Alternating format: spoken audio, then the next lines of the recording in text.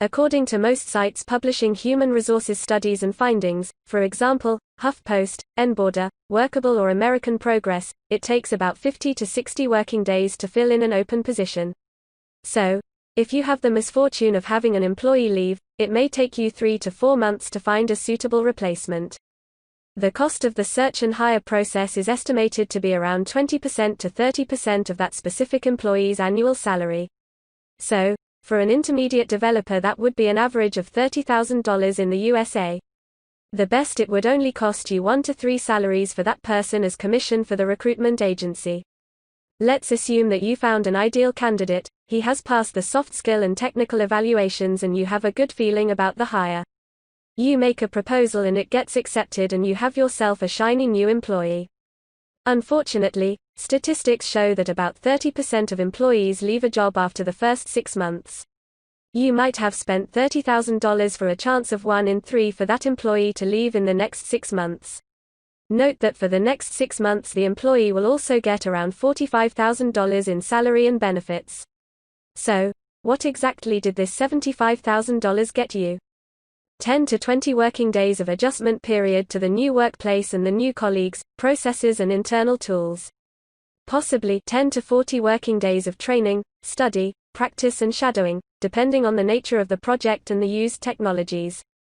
10 to 60 working days of project ramp-up, depending on the stage and complexity of the project, the team size, the documentation quality and the availability of colleagues to share information and knowledge. In the worst-case scenario, some projects may require up to 120 days of ramp-up, for example in banking, security or other less common development niches.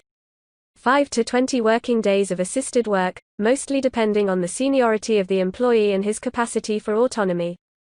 20 to 60 working days of actual delivery according to requirements and specifications.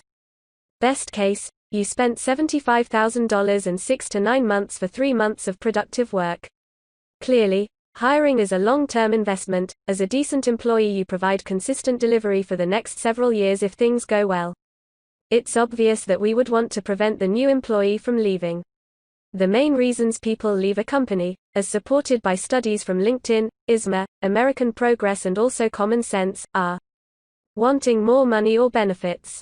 The employee considers he is underpaid for his role and responsibilities or believes he will be paid better for the same position in another company. Not feeling like a good fit within the corporate culture, the given role or team. Responsibilities surpass the capabilities of the employee and stress is constantly increasing. No possibility of advancement in the current role, meaning smaller financial gains over time and lower chances of improvement over time. Horrible bosses who are passively or actively aggressive, micromanage, have unrealistic expectations or fail to recognize contribution and effort. The current job was not as advertised. Under the pressure of the finding a suitable candidate, HR or recruitment partners might oversell the project, leading to a great disappointment and feeling of betrayal for the employee.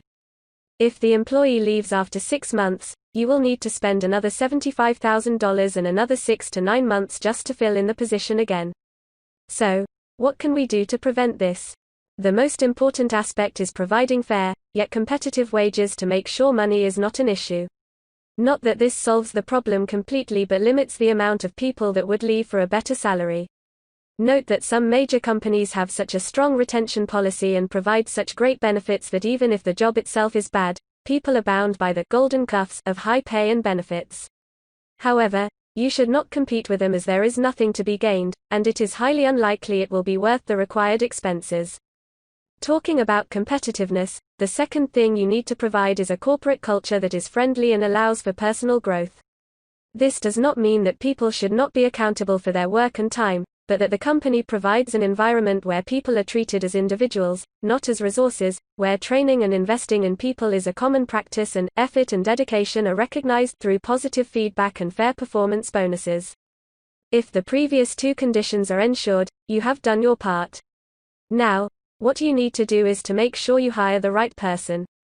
Technical skills are important, but after a medium period of experience they become less relevant, as short periods of training can compensate any lack in knowledge if the person is capable and willing to learn. In order to improve the hiring process, you should focus on: does the person have the necessary soft skills and mental aptitudes to perform the required tasks? And, does the person have the necessary soft skills and mental aptitudes to fit in the company culture and the work environment? Usually, these need to be evaluated by specialized tools or a professional, but under the pretext that there is not enough time for this, soft skill and personality evaluations are omitted most of the time. What this means is that even if you provide a great company culture and good pay, you might still lose the person and with it the $75,000 you invested, on average, in the recruitment process. There are many tools out there and many companies that provide these services. All you need to do is invest a little effort and money in the beginning to ensure you avoid a great loss of time and money along the road. Thank you for watching this video. Please like and subscribe to the Learn Stuff Academy YouTube channel for more educational videos.